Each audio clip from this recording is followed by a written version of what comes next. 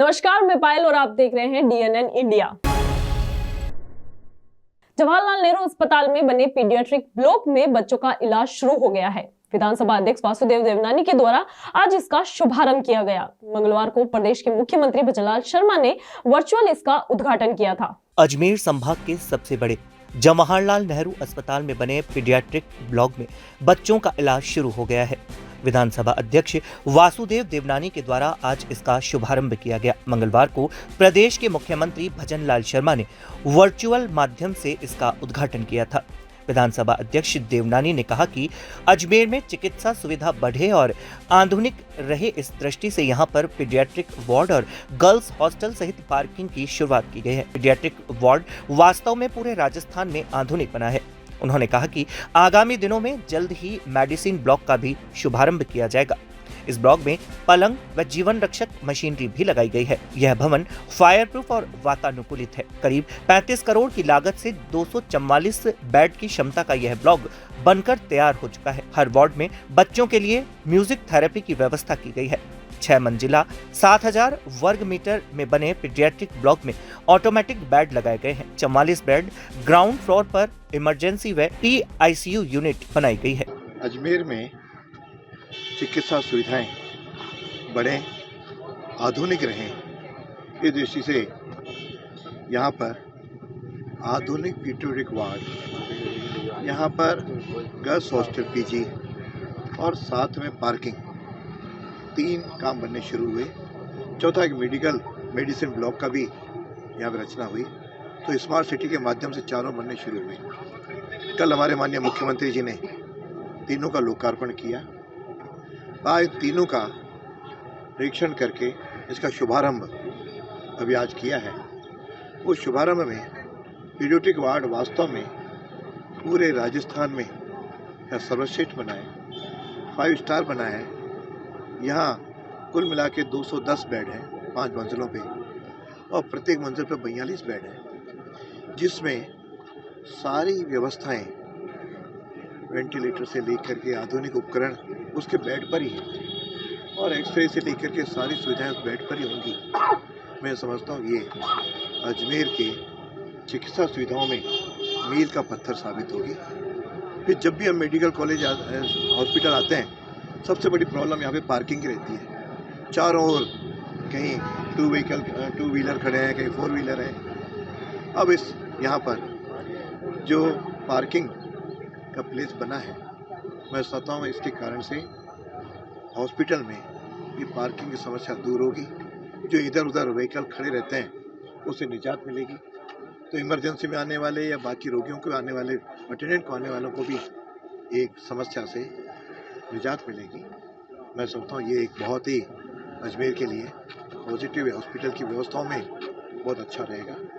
और साथ में तीसरा, जो PG गर्ल्स हॉस्टल काफ़ी समय निर्माणाधीन था, जैसे पिछले दिनों अभी जहाँ हॉस्टल है वहाँ पर कई बार बहुत पुराना हो जाने के कारण केवल प्लास्टर गिरता था, कई जगह और समस्याओं से जूझना पड़ रहा था।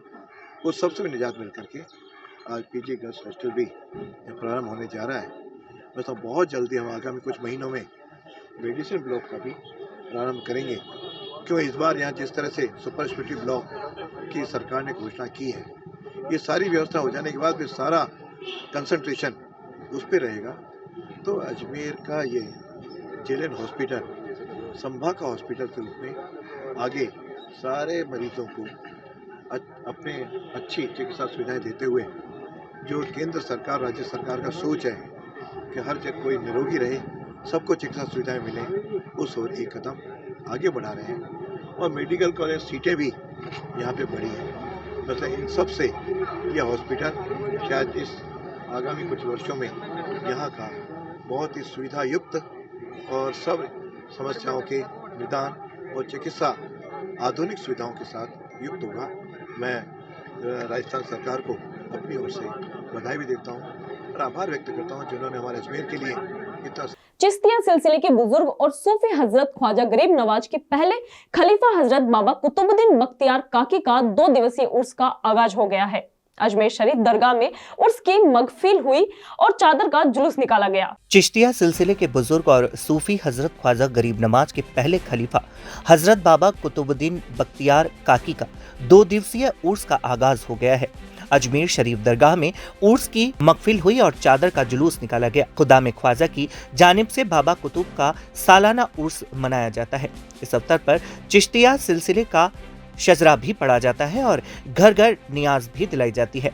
इस मौके पर दरगाह का आहाता नूर में सूफियाना कव्वाली की महफिल भी हुई और चादर पोशी की रस्म भी अदा की गई। गौरतलब है कि हजरत सैयदाना बाबा कुतुबुद्दीन बख्तियार काकी का मजार महरौली शरीफ में है, जहां इस्लामिक तारीख 14 रबीउल अव्वल को उर्स मनाया जाता है। मजार पर हिंदू मुस्लिम सभी धर्म के अकीदतमंद शिरकत करते। अजमेर के सिविल लाइन थाना अंतर्गत पुरानी आरपीएससी के सामने डेयरी बूथ में चोरी की वारदात सामने आई है। चोरों ने ताले तोड़कर बूथ में रखी नकदी और सामान चोरी करके फरार हो गए। पीड़ित मालिक के द्वारा मामले की शिकायत सिविल लाइन थाने में दी गई है। अजमेर के सिविल लाइंस थाना अंतर्गत पुरानी आरपीएससी के सामने डेयरी बूथ में चोरी की वारदात सामने आई है। चोरों ने ताले तोड़कर बूथ में रखी नकदी और सामान चोरी किया और फरार हो गए। पीड़ित दुकान मालिक के द्वारा मामले की शिकायत सिविल लाइंस थाने में दी गई है। पुलिस ने मुकदमा दर्ज कर जांच शुरू कर दी है। पीड़ित दुकानदार जावेद ने बताया कि उसकी जयपुर रोड स्थित पुरानी आरपीएससी के सामने सरस डेयरी का बूथ है। बुधवार सुबह वह बूथ खोलने के लिए पहुंचा तो उसे ताले टूटे हुए मिले। चेक किया तो सारा सामान बिखरा हुआ था। पीड़ित दुकान मालिक ने बताया कि चोर गल्ले में रखी लगभग 10 से 12 हजार रुपए की नकदी और बूथ में रखा सामान चोरी कर फरार हो गए। उसे लगभग 15 हजार रुपए से ज्यादा के करीब नुकसान हुआ है। इसकी शिकायत उसके द्वारा सिविल लाइंस थाना पुलिस को दी गई है। सिविल लाइंस थाना पुलिस मामले की जांच में जुटी है। मेरी शॉप पुरानी आरपीएससी के सामने डेयरी है। जब मैं सुबह अपने रात को क्या है मैं दुकान बढ़ा के चल गया था और दुकान खोलने के मैं सुबह वापस आया क्या 7:30 बजे के आसपास, तो मेरे दुकान के ताले टूटे मिले। तो मैं आनंद फानन के अंदर देखा, उधर उधर देखा, कोई दिखा नहीं मुझे। तो मैंने अंदर जाके देखा तो नुकसान जो सारा सामान फैला पड़ा था, देखा बहुत ज़्यादा नुकसान हो गया मेरा। गल्लक के अंदर मेरे कैश 10,000 पड़े थे, जो दूध का पेमेंट देना था मुझे, तो वो पूरा पेमेंट वो गायब हो गया मेरा उसके अंदर। और चिल्लर वल्लर थी जो भी अपने 500-700 रुपये की चिल्लर थी वो भी गायब हो गई। और छोटा मोटा जो सामान था मेरा, घी और मक्खन वगैरह जो था, घी के डब्बे थे, जो नुकसान कुल मिला के मेरा 15,000 रुपये का नुकसान हो गया। कितनी शिकायत देगा? अभी शिकायत देंगे जाके। अभी आप लोगों को इन्फॉर्म करिए तो आप आए, इसके जरिए माध्यम से मैं पुलिस चौकी थाने के अंदर रिपोर्ट दर्ज कराऊंगा। तोपदड़ा स्थित गढ़वाल पैलेस में आज 7 दिवसीय श्री शिव महापुराण कथा का आयोजन किया जा रहा है। 18 से 24 सितंबर तक प्रतिदिन दोपहर 3 से शाम 6 बजे तक शिव महापुराण कथा का वाचन करेंगे। आज गाजे बाजे के साथ भव्य कलश यात्रा का आयोजन किया गया। तोपदड़ा स्थित गढ़वाल पैलेस में आज से 7 दिवसीय श्री शिव महापुराण कथा का आयोजन किया जा रहा है। 18 से 24 सितंबर तक प्रतिदिन दोपहर 3 बजे से साढ़े 6 बजे तक शिव महापुराण कथा का वाचन होगा। इसी उपलक्ष्य में आज गाजे बाजे के साथ भव्य कलश यात्रा का आयोजन किया गया, जिसमें 151 महिलाएं कलश लेकर चर्च रोड स्थित शिव मंदिर से प्रारंभ होकर नगर भ्रमण करती हुई गढ़वाल पैलेस पहुंची। कार्यक्रम की जानकारी देते हुए सावन सिंगोदिया ने बताया कि गोकुलधाम आश्रम कल्याणीपुरा के कथावाचक श्री वीरभद्र महाराज प्रतिदिन दोपहर 3 बजे से साढ़े 6 बजे तक शिव महापुराण कथा का अपने मुखारविंद से वाचन करेंगे। कार्यक्रम के दौरान भोले बाबा की बारात, गणेश जन्मोत्सव, गणेश विवाह उत्सव, यजमान का सम्मान आदि विशेष कार्यक्रम भी आयोजित होंगे एवं शिव महापुराण का महत्व सभी को बताया जाएगा। यह क्यों अनिवार्य है, पितृपक्ष में शिव महापुराण का क्या महत्व है, इस पर विस्तार से चर्चा की जाएगी। गोकुलधाम आश्रम द्वारा गढ़वाल पैलेस में श्राद्ध पक्ष के अंदर आज 18 तारीख से 24 तारीख तक गोकुलधाम आश्रम ने श्री शिव महापुराण का मुख्य आयोजन किया है, जिसके अंतर्गत आज कलश यात्रा दोड़ा अकेडमी से निकाली गई है, जो कि पटेल नगर होती हुई वापस गढ़वाल पैलेस आएगी और दोपहर 3 बजे से शाम को 6 बजे तक कथा का समय रहेगा। गोकुलधाम आश्रम पीठाधीश्वर श्री वीरभद्र जी महाराज कथा का बखान अपने मुखारबिंद से करेंगे। आप सभी से भी निवेदन है, कथा में पधारे और श्राद्ध पक्ष में अपने पितरों को पुण्याई दिलाने के लिए कथा का श्रवण अवश्य रूप से करें। अजमेर के बोराज क्षेत्र के वार्ड पंच पर घर में घुसकर मारपीट करने व जान से मारने की धमकी देने का आरोप लगाते हुए एक ग्रामीण ने गंज थाना पुलिस को शिकायत दी है। पुलिस मामले की जांच में जुटी है। अजमेर के बोराज क्षेत्र के वार्ड पंच पर घर में घुसकर मारपीट करने व जान से मारने की धमकी देने का आरोप लगाते हुए एक ग्रामीण ने गंज थाना पुलिस को शिकायत दी है। पुलिस मामले की जांच में जुटी है। बोराज अजमेर निवासी कैलाश सिंह उर्फ गामा रावत ने रिपोर्ट में आरोप लगाया कि गांव का वार्ड पंच विवेक सिंह रावत 16 सितंबर को 4-5 युवकों के साथ हथियारों से लैस होकर उसके घर आया और अपशब्द बोलने लगा। उसके विरोध करने पर उन्होंने मारपीट कर दी। शोर सुनकर आसपास के लोग एकत्रित हो गए, जिन्होंने बीच बचाव किया। इस दौरान विवेक ने सबके सामने उसे जान से मारने की धमकी दी और चला गया। कैलाश का आरोप है कि रात को फिर उसके पास फोन आया और उसे बार बार जान से मारने की धमकी दी जाने लगी, जिससे वो और उसका परिवार भयभीत है। उसने वार्ड पंच विवेक से जानमाल का खतरा बताते हुए पुलिस को शिकायत देकर उचित कार्यवाही की मांग की है। मामला है ये कैलाश उर्फ गामा परिवादी है और इसके घर में घुसकर कोई ये है क्या नाम से विवेक वार्ड पंच है, इसके साथ अन्य 2-4 आदमी है, तो मारपीट करना बता रहे हैं दारू के नशे में और उनके परिवार को जान से मारने की धमकी आदि दी है, जिस पर कैलाश ने रिपोर्ट दी है। रिपोर्ट पे जांच की जा रही है और जांच करने के बाद में जैसी भी कोई कार्रवाई होगी। वार्ड पंच विवेक है, इनके साथ में 2-3 अन्य व्यक्ति है जो शराब के नशे में आके और इसके घर में घर वालों को मारपीट की है। कहाँ की है घटना? बोराज गांव की बता रहे हैं। जांच की जा रही है इसमें। कारण आएगा सामने? कारण पुरानी रंजिश को लेकर ही आपस में झगड़ा वगड़ा करते रहते हैं। मामला तो कर रहे हैं, जांच कर रहे हैं। जांच बीट अधिकारी जो भी है, जैसी भी कार्रवाई होगी वो अमल में लाएंगे। यहाँ रुकते एक छोटे से ब्रेक के लिए, जल्द हाजिर होंगे खबर के एक नए सफर के साथ।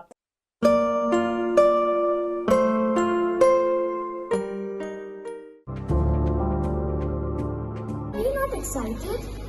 Holidays will be very boring for me. Learn more, less, learn the time, and off for cuisine, black rice and sugar. This black rice has a very unique flavor.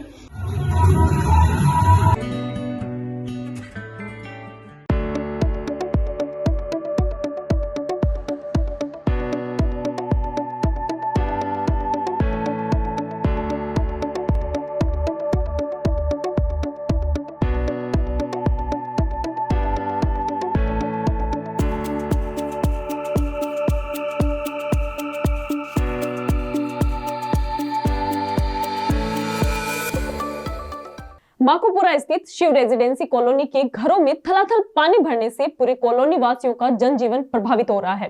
अधिक पानी भरने से घरों के ढहने का भय भी बना हुआ है। आज अपनी इन समस्याओं के समाधान हेतु क्षेत्रवासियों ने जिला कलेक्टर को ज्ञापन सौंपा है। माखोपुरा स्थित शिव रेजिडेंसी कॉलोनी के घरों में थलाथल पानी भरने से पूरे कॉलोनी वासियों का जनजीवन प्रभावित हो रहा है। अधिक पानी भरने से घरों के ढहने का भय भी लगातार बना हुआ है। आज अपनी इसी समस्या के समाधान हेतु क्षेत्रवासियों ने जिला कलेक्टर को ज्ञापन सौंपा। जानकारी देते हुए क्षेत्रवासी डिम्पल शर्मा और राजाराम चौहान ने बताया कि अजमेर नगर निगम के वार्ड नंबर 37 जिसके पार्षद सोहन सिंह रावत है, इस बार मानसून के दौरान हुई भीषण बारिश के बाद से क्षेत्र के नाले पर कब्जा होने के बाद शिव रेजिडेंसी कॉलोनी में पानी भर गया, जिसमें लगभग 4 से 5 मकान अभी भी पानी की जद में है। पानी भरा होने के कारण स्कूल जाने वाले बच्चों को खासी दिक्कतों का सामना करना पड़ता है। साथ ही पानी में गंदगी के चलते मच्छरों के कारण अब बीमारियों का खतरा भी मंडराने लगा है। आज अपनी इन्हीं सब समस्याओं को लेकर क्षेत्रवासियों ने जिला कलेक्टर लोकबंधु को ज्ञापन सौंपा और शीघ्र अतिशीघ्र इन समस्याओं के समाधान की मांग रखी। वार्ड तो हमारा 37 है और शिकायत हमारी पानी को लेकर है। नाला है जो भर दिया गया है पहले से, तो हमारा पानी अब कॉलोनी के अंदर आ रहा है। ऊपर से पहाड़ों में तालाबों में चद्दरें चल रही है, तो वहाँ से पानी हमारे कॉलोनी में आता हुआ होके मेन रोड की इधर आ रहा है। तो हमारी शिकायत यही है कि हम लोग ये चाहते हैं कि हमारा नाले की सफाई हो जाए, हमारा नाला बिल्कुल तैयार हो जाए, तो उससे पानी हमारे आगे निकल जाए। घरों में नहीं है। करीब कितनी बस्ती है वहाँ पे? करीब 20 मकान तो होंगे वहाँ पर पानी भर रहा है। 4-5 मकान डूबे और 4-5 मकान डूबे हुए हैं वहाँ पे। मैम पानी जैसे भरा हुआ है तो बीमारी खतरा भी है? बीमारी खतरा भी है, मच्छर भी है, मलेरिया भी है, सभी है। छोटे छोटे बच्चे रहते हैं वहाँ पे हमारे, तो खेलने की समस्या भी है। घरों से बच्चे बाहर नहीं निकल पा रहे अभी। तो समस्या तो बहुत है ना ये हमारी। हमारा वार्ड नंबर 37 है, हमारे सोन सिंह पार्षद के अंडर में आता है। ना तो कोई पार्षद वहाँ पे आया, न कोई हमारे को पुलिस का प्रशासन कोई भी नहीं आया वहाँ पे। और हमारे बच्चे स्कूल जाने में बहुत दिक्कत आती है। एक रोड तो हमने तोड़ के पानी को निकाला वहाँ से, और एक रोड है जो उसमें पानी बह रहा है, उस पानी के अंदर से बच्चों को निकालना पड़ता है। 3-3 फीट से 2-2 फीट पानी बह रहा है वहाँ से, और आसपास बकरी बंदी है, बकरी डूब गई उसके अंदर। ठीक है, अब कुछ लोग तो वहाँ से खाली करके चले गए मकान को छोड़ के, कुछ मकान गिरने की कंडीशन के अंदर है। तो मैं प्रशासन से यही उम्मीद चाहता हूँ कि वहाँ पे आवे, एक बार देखे, और जहाँ से नाला था उस नाले को सुचारू रूप से वो निकाले उसको आगे। यही उम्मीद लेके यहाँ पे आए। कितने मकान डूब गए करीब? 3-4 मकान तो डूब चुके हैं पानी के अंदर, और बाकी वो डूब जाएंगे जब तो पानी आएगा। तो पानी का निकास है नहीं है, नाला है, नाले के और मकान बन चुके हैं वहाँ पर। किससे शिकायत करना है आज? हम कलेक्टर साहब के पास में उम्मीद लेके आए हैं। ठीक है, ये शिकायत है और यही हमारी उम्मीद। फंगल डिजीज अवेयरनेस सप्ताह के तहत डिपार्टमेंट ऑफ माइक्रोबायोलॉजी के द्वारा प्रति वर्ष की भांति इस वर्ष भी आमजन में रोगों के प्रति जन जागरूकता बढ़ाने के लिए जवाहरलाल नेहरू मेडिकल कॉलेज के सभागार में जन जागृति कार्यक्रम का आयोजन किया गया।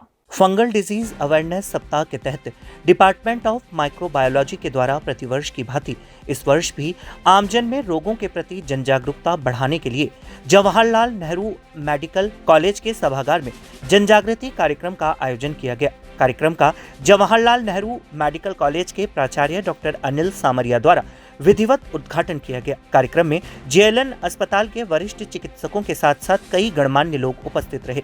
कार्यक्रम की जानकारी देते हुए विभागाध्यक्ष डॉक्टर विजयलता रस्तोगी ने बताया कि पर्यावरण की रक्षा न होने के कारण दिन प्रतिदिन नई नई समस्याएं उत्पन्न हो रही हैं और इन्हीं के कारण रोग भी लगातार बढ़ते जा रहे हैं।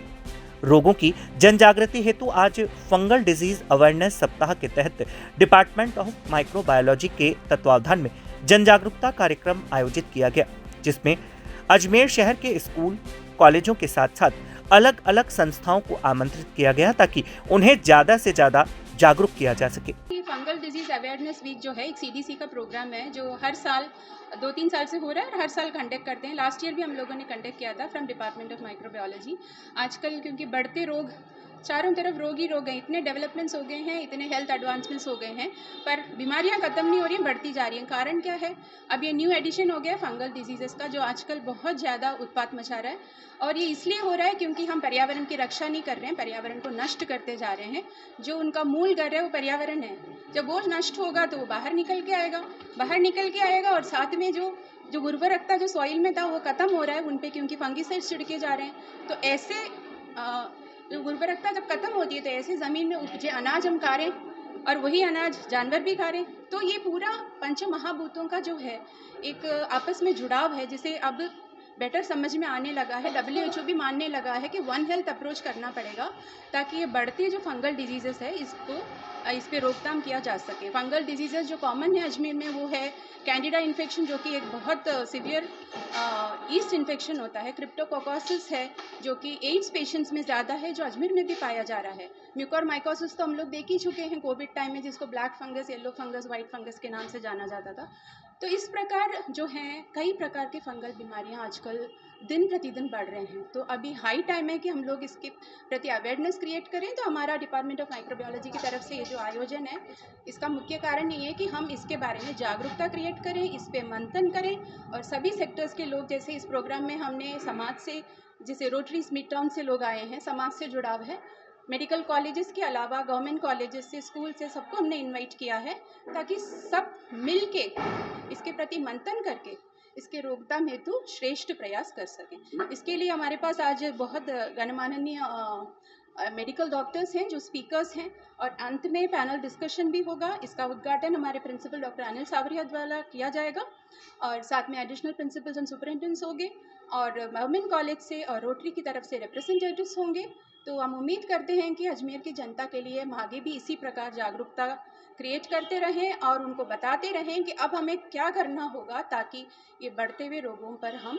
शहर के व्यापारी महासंघ की ओर से आज नवनियुक्त जिला कलेक्टर लोकबंधु को शहर की मूलभूत परेशानियों व व्यापारियों से जुड़ी परेशानियों से अवगत कराया और जिलाधीश से एक ऐसी कार्यशाला निर्माण के लिए अनुरोध किया जिसमें सभी विभाग के अधिकारीगण अपनी समस्या रख सके। शहर के व्यापार महासंघ की ओर से आज नवनियुक्त जिला कलेक्टर लोक बंधु को शहर की मूलभूत परेशानियों जैसे शहर में हो रही लगातार बारिश से जल भराव, एलिवेटेड ब्रिज व बिजली जैसी परेशानियों से अवगत कराया। वहीं साथ ही व्यापारियों के सामने आने वाली समस्याओं से अवगत करवाते हुए ज्ञापन सौंपा है और कहा है कि शहर में ऐसी कार्यशाला बनाई जाए जिसमें जिले के सभी विभाग के अधिकारी व कार्यकर्ता बैठे और अपने अपने क्षेत्र की समस्याएं बताएं और आपसे सुझाव देवें। जहां कार्यकर्ताओं ने बताया कि जिलाधीश ने आश्वासन देते हुए कहा है कि जल्द ही उनकी बातों पर विचार किया जाएगा और उनकी नीतियों को लागू किया जाएगा। मैं शहर व्यापार महासंघ का डेलीगेशन आज महासंघ के अध्यक्ष किशन गुप्ता जी के नेतृत्व में नवनियुक्त जिला कलेक्टर महोदय से मिलकर शहर की मूलभूत समस्याओं से अवगत करवाया गया। वह व्यापारियों को आ रही समस्याओं से उन्हें अवगत कराया गया और उनसे निवेदन किया गया कि एक कार्यशाला का आयोजन किया जाना चाहिए जिसमें सभी विभाग के अधिकारी आपके समक्ष हम अपनी पीड़ा को रख सकें और अधिकारी आपके निर्देशानुसार उस पीड़ा का निराकरण कर सके। जैसा कि सर्वविदित है, अजमेर की सड़कों की खस्ता हालत हो रखी है, पीने के पानी की समस्या है, बिजली की समस्या है, ग्राहकों के आने जाने के लिए आवागमन की बहुत व्यवस्था बिगड़ी हुई है, तो व्यापार पहले से ही ठप है। तो हम माननीय जिला कलेक्टर महोदय से मिलकर के उन्हें सभी समस्याओं से अवगत कराया। उन्होंने हमारे को विश्वास दिलाया कि आपकी जो भी समस्याएं हैं जायज़ है और उसका निदान करने का पूरा प्रयास। खबरों के इस सफर में अभी सिर्फ इतना ही, फिर हाजिर होंगे खबरों के नए सफर के साथ। तब तक के लिए दीजिए इजाजत, नमस्कार।